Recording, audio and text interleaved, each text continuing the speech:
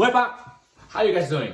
I hope you guys are doing great today. Today is Monday, May 11 of 2020.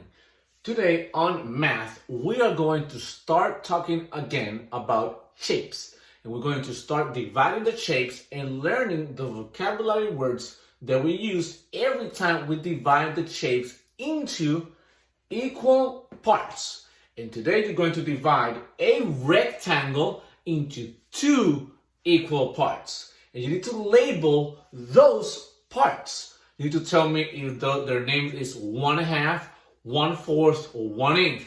So you need to understand the vocabulary words to understand what are the names of the parts. And then we're going to do a multiplication word problem. We've been doing a lot of division word problems.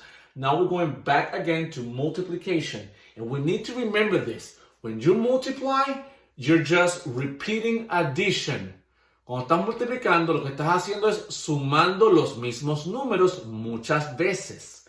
That's what you do when you multiply. Just repeat addition. There's a page in the Go Math book that will help you understand what does repeating addition means. Those pages are 388 all the way to 390. Those pages, you can make them so they can help you understand how to solve multiplications word problems. They will help you. So please check those pages and do those work so you can understand how to do the word problem. If the word problem is too easy for you, then practice with these pages. If the word problem is too hard for you, you can also practice with these pages. They will help you get and understand what is repeating addition. That's basically multiplication. So that will be all for today. Now we're going to start with dividing shapes. Okay, guys? I will see you on the next part. On the first part, we're going to talk about the most important words when we talk about shapes. We have shapes, equal parts, half, fourth, and eighth. In Spanish, we say figuras, partes iguales, medio o mitad, cuartos y octavos. Okay, así que when we say shapes, is figuras, equal parts, partes iguales, half, medio y mitad, fourth, cuartos, eighth, octavos. In this part, it is important that we learn these names. Estos nombres son muy importantes de aprender. So we need to remember ourselves that half, medio, lo escribimos de esta forma. 1/2, un medio. Fourth, cuartos, se escribe de esta forma. 1/4. And eighth, octavos, se escribiría de esta forma. 1/8. Es bien importante que nos recordemos de todo esto. Esto es muy importante. Half, medio, un medio. Fourth, cuartos, un cuarto. O 1/4. Eighth, octavo, 1/8, un octavo.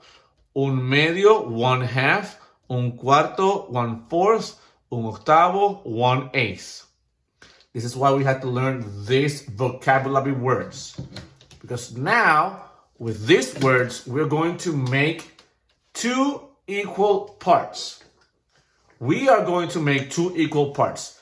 I'm going to do the hexagon, and you are going to do the rectangle. So the hexagon, I'm going to draw an hexagon, but we need to remember, what is an hexagon? What does hexa mean? Un hexágono. ¿Qué significa hexa?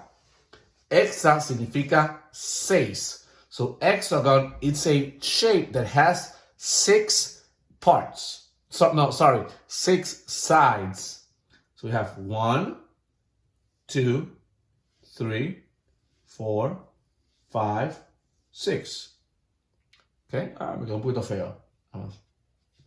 And 6. And when I want to do equal parts, I need to divide the shapes. I need to divide the shapes. When I divide the shapes, I want to divide it into two equal parts. And those partes iguales. So I can throw one line in the middle right here, or across, or diagonal. It has to be one line that divides the shape into two equal parts. So I'm going to do this one right here. Oh, sorry, did not look pretty. Right there. Good. Now, after I do my shape with my equal parts, I have now, how many equal parts do I have? 1, 2 equal parts. So I'm going to write here 1/2. And we will need to remember about the vocabulary word. Since it's 2 equal parts, we're talking about half. Since we drew a shape and divided into 2 equal parts, we're talking about half. This is why I wrote 1/2. I did not wrote 1/4 or 1/8. Eso no, it's 1/2. Un medio. 1/2. Great. I want you to do the same thing, but with the rectangle. So you're going to draw me here a rectangle and divide it into 2 equal parts and write 1/2, because when you divide into 2 equal parts, you're divided into half. I'm going to read this word problem, and when I'm reading it, I'm going to also do cubes. So we have Jack has 4 bags of candy. So he has candy. And we're talking about Jack. And there are 7 candies on each bag. En cada bolsa. The question is, how many pieces of candy does Jack have? So let's think about the story. Interesting. Let's do the part whole. A strip diagram right here.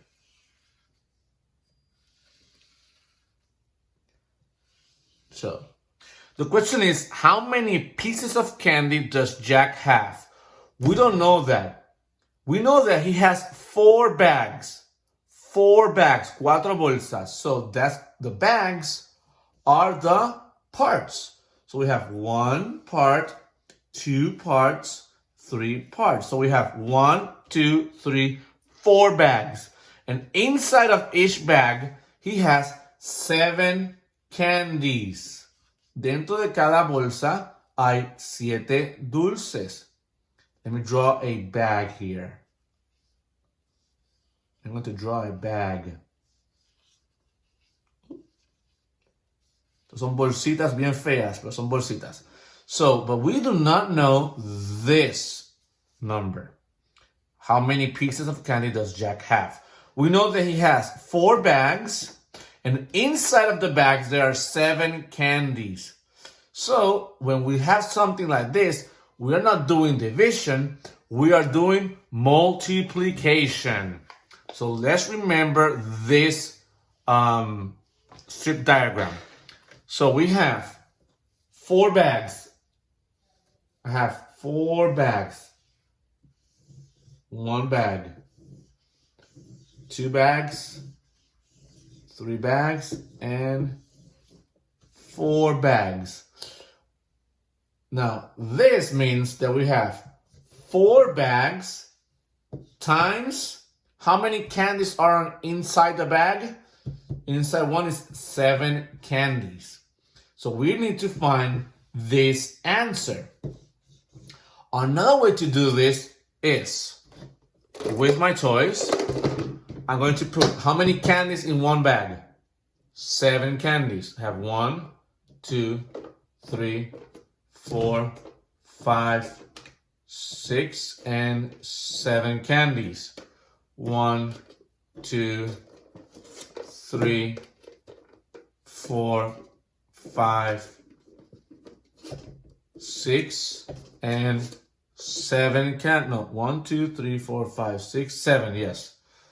Here we have, let me do this. We have 1, 2, 3,